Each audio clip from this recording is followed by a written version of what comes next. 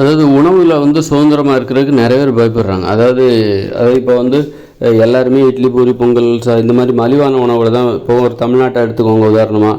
இங்கே தமிழ்நாட்டு மக்கள் என்ன சாப்பிட்றாங்க? பெரும்பாலும் இட்லி பூரி பொங்கல் பிரியாணி பழைய சாதம் இந்த மாதிரி பெரும்பாலானவர்கள் இதுதான் சாப்பிட்றாங்க. இதை நீங்கள் சாப்பிடல, நான் வந்து இட்லி பொரியல் பொங்கல்லாம் சாப்பிட மாட்டேன், பிரியாணி சாப்பிட மாட்டேன், பழைய சாதம் சாப்பிட மாட்டேன், காய்கறி கூட்டு காய்கறி பொரியல் மாமிசம்லாம் சாப்பிட மாட்டேன், காய்கறி கூட்டு காய்கறி பொரியல் தான் சாப்பிடுவேன், கீரை கூட்டு கீரை பொரியல் தான் சாப்பிடுவேன், பழங்கள் காய்கறிகள் தான் பச்சை காய்கறிகள் பழங்கள் தான் சாப்பிடுவேன், பயிர் வகைகள் வேக வைக்கப்பட்ட பயிர் பச்சை பயிர் பருப்பு வகைகள் கடலை வகைகள் இதைத்தான் சாப்பிடுவேன், அப்புறம் மோர் பால் தேன் தயிர் இதைத்தான் சாப்பிடுவேன், இதை தவிர வேறு எதையும் சாப்பிட மாட்டேன் அப்படின்னு சொல்லிட்டு நீங்கள் ஒரு கொள்கை வச்சுருந்தீங்கன்னு வச்சுக்கோங்களேன். அப்போ மற்றவங்கள்ட்ட வந்து நீங்கள் தனிமைப்பட்டுருவீங்க. தனிமைப்பட்டுருவோமோங்கிற ஒரு பயம் வந்துடும் உங்களுக்கு. அப்போ மற்றவங்களோட உட்காந்து சாப்பிட முடியாதோ, மற்றவங்கள்ட்ட வந்து நீங்கள் தனிமைப்பட்டுருவீங்க. தனிமைப்பட்டு விடுவோமோ அப்படிங்கிற ஒரு பயத்தில் நிறைய பேர் இந்த உணவு கட்டுப்பாட்டுக்குள்ளே போகிறதில்ல.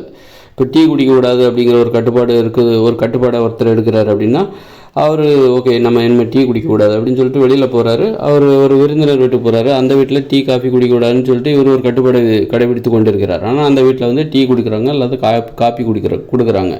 அப்போ அதை அவர் வாங்கி குடிக்கலைன்னா அந்த வீட்டுக்காரங்க எங்கே மனசு கஷ்டப்படுமோ அப்படின்னு சொல்லிட்டு இவர் தனது உணவு கட்டுப்பாட்டை தளர்த்தி விட்டு அந்த கொள்கையை தளர்த்தி விட்டு அந்த டீ காஃபியை வாங்கி பிறருடைய மனம் புண்பட்டு விடக்கூடாது என்பதற்காக அவர் என்ன பண்ணுறாரு, அவங்க கொடுக்குற டீ காஃபியை வாங்கி குடிக்கிறார். அப்போது இந்த உணவு கட்டுப்பாடை இந்த இடத்துல தான் கடைபிடிக்க முடியாமல் போய்விடுது. பிறரிடமிருந்து நாம் தனிமைப்பட்டு விடுவோமோ, பிறரிடம் உள்ள தொடர்பு என்பது உறவு முறை என்பது பாதிக்கப்பட்டு விடுமோ, பிறர் கொடுக்கிற உணவுகளை நாம் உணவு கட்டுப்பாட்டை காரணம் காட்டி வேண்டாம் என்று சொன்னால் அவர்கள் மனம் என்பது பாதிக்கப்படுமோ, அவர்கள் மனம் வருந்துவார்களோ, அதன் மூலம் உறவு முறை பாதிக்கப்படுமோ, பிறரால் நாம் புறக்கணிக்கப்பட்டு விடுவோமோ அப்படிங்கிற ஒரு பயம் வந்து உணவு கட்டுப்பாட்டை கடைபிடிக்கிற ஒவ்வொருவருக்குமே இருக்குது. உணவு கட்டுப்பாடு அதனாலே நிறைய பேர் உணவு கட்டுப்பாடை கடைபிடிக்கிறதே இல்லை. இப்போ ஒரு வீட்டுக்குள்ளே பார்த்தீங்கன்னாக்கா நான் டீ குடிக்க மாட்டேன், காஃபி குடிக்க மாட்டேன், மாமிசம் சாப்பிட மாட்டேன், அப்புறம் வந்து சோறு பூரி பொங்கல் தோசை இதெல்லாம் சாப்பிட மாட்டேன் அப்படின்னு சொல்லிட்டு நீங்கள் ஒரு உணவு கட்டுப்பாட்டை கடைபிடிச்சிங்கனாக்கா வீட்டில் உள்ள மற்றவங்க எல்லாரும் இதை சாப்பிட்றாங்க. அப்போ நீங்கள் அந்த வீட்டிலேருந்து தனிமைப்பட்டு விடுவீர்கள். உங்களுடைய உணவை நீங்களே சமைக்கணும், அதுவும் உணவு கட்டுப்பாட்டுக்குள்ளே வருது. அப்போது நீங்கள் அந்த வீட்டில் உள்ள எல்லாரிடமிருந்தும் நீங்கள் வந்து ஒரு விடுவிக்கப்பட்டவர் போன்று புறக்கணிக்கப்பட்டவர் போன்று பிறர் அந்த வீட்டில் உள்ள எல்லாரிடமிருந்தும் நீங்கள் தள்ளி நிற்கிறீங்க, ஒதுங்கி ஒரு வாழ்க்கை வாழ்கிறீர்கள் அப்படிங்கிற. அப்போ இந்த மாதிரி ஒரு நிலையை வந்து இதை பார்த்து நிறைய பேர் பயப்படுறாங்க. அதாவது இந்த மாதிரி நம்ம மற்றவங்ககிட்ட வந்து விலகி விடுவோமோ, தனிமைப்பட்டு விடுவோமோ, மற்றவர்களால் நாம் புறக்கணிக்கப்பட்டு விடுவோமோ அப்படின்னு சொல்லிட்டு மற்றவங்க பயப்படுறாங்க. அதனால் உணவு கட்டுப்பாடு அப்படிங்கிற விஷயத்த நிறைய பேர் ஏன் கடைபிடிக்கிறது இல்லை? நோய் வந்தால் கூட பரவாயில்ல, நான் நோயோடே அவஸ்தைப்படுறேன், இந்த மலிவான உணவுகளை சாப்பிட்டுட்டு எனக்கு நோய் வந்தால் கூட பரவாயில்ல, ஆனால் என்னால் மற்றவங்ககிட்ட இருந்து விலகிறது எனக்கு விருப்பம் இல்லை, மற்றவங்களால் நான் புறக்கணிக்கப்படுவதை என்னால் சகித்து கொள்ள முடியாது, அந்த மாதிரி பயப்படுறாங்க. மற்றவங்ககிட்ட இருந்து நம்ம புறக்கணிக்கப்பட்டு விடுவோமோ, நாம் தனிமைப்பட்டு விடுவோமோ அப்படின்னு சொல்லிட்டு பயப்படுறாங்க. அதனால் என்ன பண்ணுறாங்க, அவங்களுக்கு உடம்புக்கு கேடாக இருந்தால் கூட அந்த மலிவான உணவுகளை சாப்பிட்டு தான் தொலைக்கிறாங்க. டீ காஃபி உடம்புக்கு வந்து கேடாக இருந்தாலும் அதை குடித்து தான் தொலைக்கிறாங்க, குடித்து தான் வைக்கிறாங்க. அதனால் வந்து சுகர் ஏறுது, ஒரு மாத்திரை போட்டுக்கிறாங்க. உறவு முறைக்காக எப்படியெல்லாம் கஷ்டப்படுறாங்க பாருங்கள். எங்கள் உறவினர்களிடமிருந்து புறக்கணிக்கப்பட்டு விடுவோமோ அப்படின்னு சொல்லிட்டு உறவினர்களிடமிருந்து விலகி விடுவோமோ, தனிமைப்பட்டு விடுவோமோ, பிறர் ஒருத்தர் ஒன்று கொடுக்கும்போது நம்ம அதை வேண்டாம், டீ காஃபி கொடுக்குறாங்க நான் டீ காஃபி குடிக்க மாட்டேன்னு சொல்லிட்டு அதை வேண்டாம் என்று மறுத்தால் அந்த மாதிரி டீ காஃபி கொடுக்குறவங்களோட மனசு வந்து வருத்தப்பட்டுருமோ, துன்பப்படுமோ அப்படின்ட்டு அந்த மாதிரி வந்து உணவு கட்டுப்பாடு. அதனால் டீ காஃபியை குடிச்சே வச்சுருவோம், அவங்க கொடுக்குற டீ காஃபியை வேண்டான்னு சொல்லாமல் குடிச்சிருவோம் அப்படின்னு சொல்லிட்டு குடிக்கிறாங்க. அவங்களுக்கு வந்து நோய் வந்து வந்துடுது, சுகர் வந்து ஏறிடுது.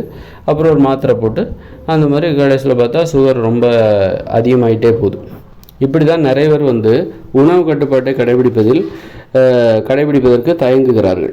பிறரிடம் வந்து புறக்கணிக்கப்பட்டு விடுவோம் என்கிற பிறரிடம் வந்து தனிமைப்பட்டு விடுவோம் அப்படின்னு சொல்லிட்டு. அப்போ இந்த இடத்துல நாம் எப்படி நடந்துக்கணும் அப்படின்னா, பிறரிடம் வந்து நம்ம இதில் தனிமைப்பட வேண்டிய அவசியமே இல்லை. பிறரிடம் இப்போ வந்து ஒருத்தர் டீ காஃபி கொடுக்குறாங்கன்னா, இல்லைங்க டீ காஃபி வேண்டாம், எனக்கு பால் இருந்தால் கொடுங்க, சர்க்கரை போடாமல் ஒரு பால் கொடுத்துருங்க அப்படின்னு சொல்லிட்டு சொல்லிக்க வேண்டியதான். நமக்கு என்ன தேவையோ அதை அவங்ககிட்ட கேட்டு பெற்றுக்கொள்ள வேண்டியதான். உங்கள் வீட்டில் நான் எதுவுமே சாப்பிட மாட்டேன் அப்படின்னு சொல்லிட்டு மறுப்பதை விட நமக்கு என்ன தேவையோ, இப்போ அவங்க வந்து மத்தியானம் இப்போ அவங்க வீட்டில் ஒரு விருந்தினர் வீட்டுக்கு போகிறோம், அவங்க சாப்பிட சொல்கிறாங்க, எல்லோரும் போலேயும் நீங்களும் சாப்பிட உட்காந்துக்கலாம். நீங்கள் உணவு கட்டுப்பாட்டை கடைபிடிக்கிறீர்கள். நீங்கள் சோறு இதெல்லாம் சாப்பிட மாட்டீங்க. ஆனால் அங்கே சோறு தான் வைக்கிறாங்க. அந்த விருந்தினர் வீட்டில் சோறு தான் வைக்கிறாங்க.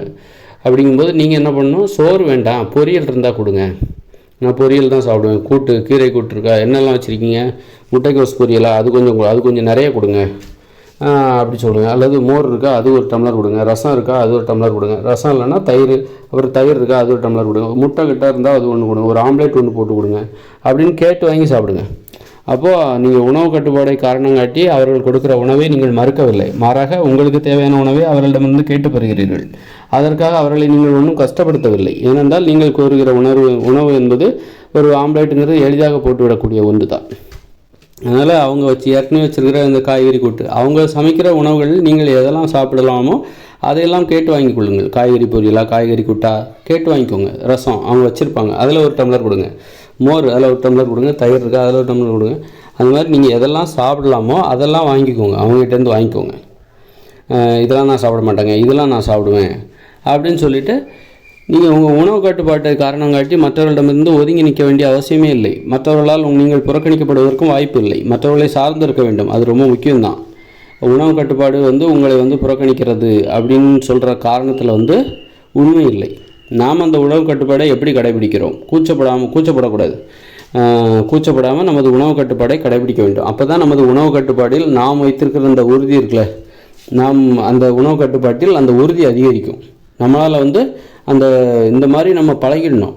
நம்ம ஒரு உணவு கட்டுப்பாட்டை கடைபிடிக்கிறோன்னா, ஒரு கல்யாண வீட்டுக்கு போகிறோமா, எல்லோரும் போல் நீங்கள் பந்தியில் உட்காந்துக்கோங்க. ஆனால் அதில் எந்த உணவை சாப்பிடணும், எதை சாப்பிடக்கூடாது, அது உங்களுக்கு தெரியும்.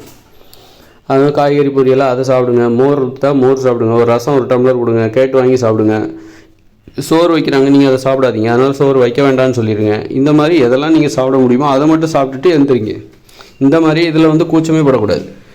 இந்த மாதிரி ஒரு வாழ்க்கை முறைக்கு நீங்கள் பழகிட்டீங்கன்னா உணவு கட்டுப்பாடு என்பது ரொம்ப எளிதாக மாறிடும். வெளியிலேருந்து எந்த ஒரு விஷயமே வெளியிலேருந்து பார்க்கும்போது தான் அது நம்மளால் முடியாது, அதுக்கு வாய்ப்பே இல்லை, அது கடைபிடிப்பதற்கு வாய்ப்பே இல்லைங்கிற மாதிரி ஒரு மாயை தோற்றம் வரும். அதே நேரத்தில் அந்த விஷயத்துக்குள்ளே நம்ம இறங்கிட்டோம், ஒரு செயலுக்குள் இறங்கிவிட்டோம் என்றால் அப்போ அந்த செயல் அதை சாத்தியமாவதற்கு, அந்த செயல் சாத்தியமாவதற்கு அத்தனை வழிகளும் நமது கண்முன் தெரிய ஆரம்பிக்கும். அது மாதிரி உணவு கட்டுப்பாடு என்பது கடைபிடிக்காமல் வெளியே நின்று பார்க்கிற வரைக்கும் அது நமக்கு சாத்தியமில்லை, நம்மால் இது முடியாது என்பது போலத்தான் தோன்றும். மற்றபடி அதை கடைபிடிக்க ஆரம்பித்து விட்டீர்கள் என்றால் அதற்கான வழிகள் திறந்துவிடும்.